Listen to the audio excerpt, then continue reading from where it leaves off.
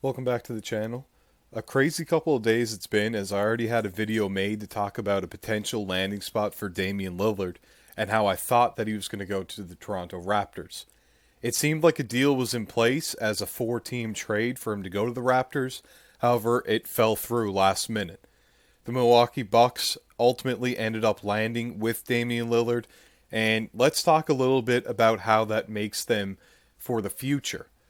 This season in particular, they've lost Grayson Allen and Drew Holiday, and they've also lost three picks for once Lillard and Giannis have expired on their contracts. Something big to talk about. They right now at the current moment, as Grayson Allen's gone to the Suns, do not have a shooting guard. The only people that they have on their team right now that are listed at shooting guards are Pat Connaughton and Marjan Beauchamp to go along with AJ Green. They do have some two-way guys coming up, could potentially play that, but they're not starters. They are probably going to start Pat Connaughton, and there's news from Bleacher Report that actually tweeted out saying that they're looking at signing Campaign.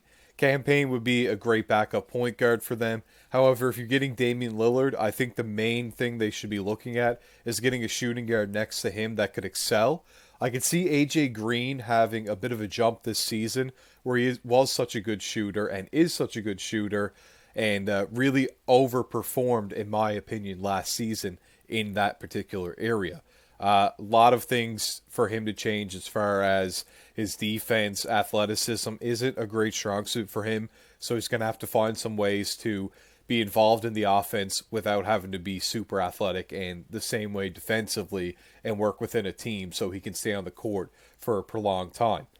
The Bucks as well, losing Drew Holiday, real sad to see him go. He had talked about wanting to retire as a Milwaukee Buck, and at the end of his contract, that would be it for him.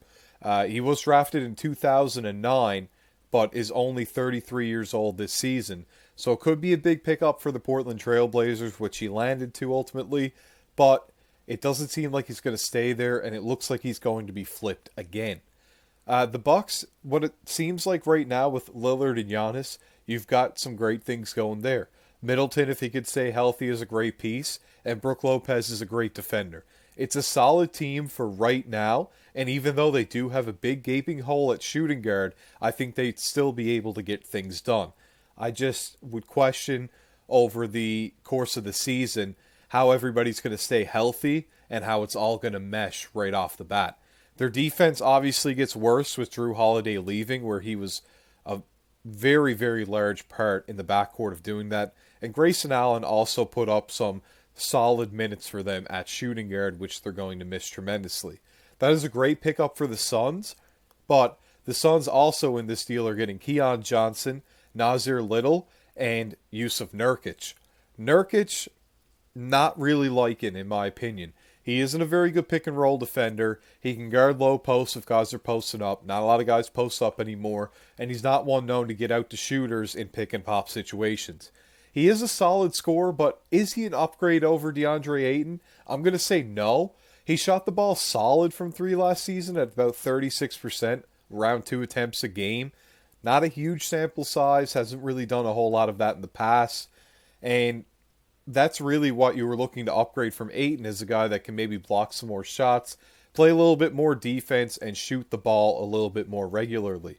Ayton's a great post player, a great rebounder, and he's very long, similar to Nurkic. He doesn't have the same weight as Nurkic, where Nurkic is a much larger player, weight-wise, not height-wise, because Ayton at 7'1". However, I don't think that that's an upgrade. I think it is a slight downgrade. And when you take Nurkic's health and the fact that he hasn't played over 56 games since the 2018-19 season, there's a lot of questions to ask there. Grayson Allen making about $9 million. Solid pickup for them. I could see him getting minutes right away. Nasir Little might slip into the rotation, but I wouldn't rely on him being a big factor of their team right away with some of the offseason pickups that they've had. And Keon Johnson, I think he's going to get lost in the mix. I don't see him being on this team after the deadline at the very latest.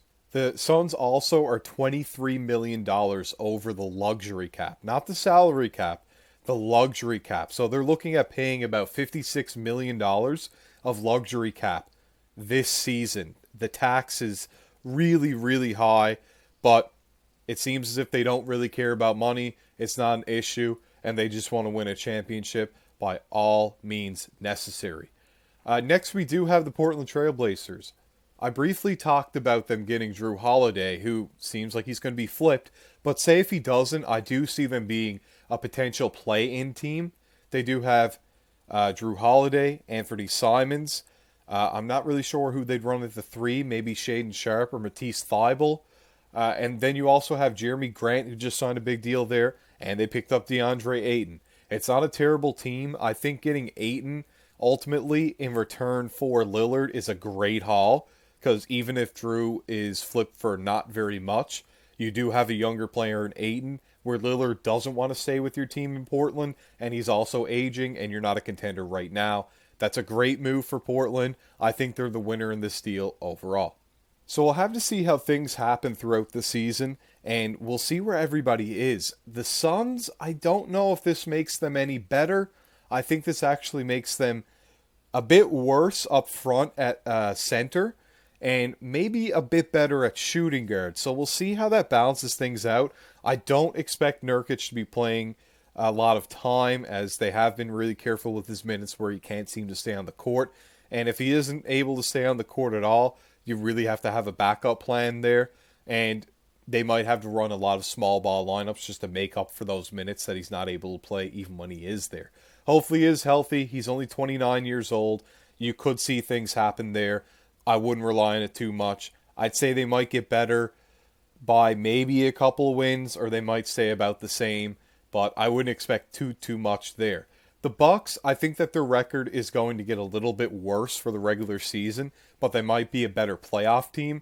I don't think getting Lillard and getting rid of Drew Holiday is better for them regular season-wise, where they're losing so much defensively, and then you don't have a starting shooting guard anymore in Grayson Allen. So I expect them to be worse by probably about 4 or 5 wins, but they'll probably get things done a little bit more in the playoffs. That's when you're going to want your veterans to shine, and that's when you're going to see the likes of Chris Middleton and hopefully Brook Lopez really putting things together for them.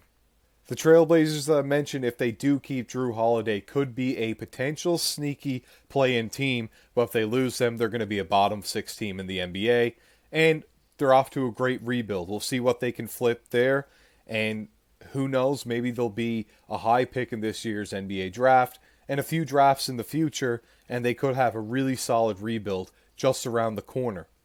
Hopefully all of this at the end of the day pays off for Damian Lillard and the Bucks. There was talks that he also would have wanted to go to the Brooklyn Nets. Don't think that could have happened. I don't see it happening. I don't see a way for them to be able to give up the same things that the Bucks gave up, and it just ultimately wasn't going to get done. The Nets are not a team right now that are contenders at all. Their picks do mean a lot. I don't think they'd want to give them up, and even if they did, they'd have to give up a few of their top players currently, which are still young, for Damian Lillard, which doesn't make them a contender, and it would have to turn into another deal. I think it would be a whole lot of moving pieces that just wouldn't happen. I want to thank you for made it to this part of the video. Lots more coming on the channel. Let's hope that I don't make any more videos in the future that have to get scrapped for new ideas, but you never know what's happening in the NBA. It's completely unpredictable, and these things do happen. I hope you enjoyed the video there today. Like I said, lots more coming, and this has been Core Chronicles, signing out.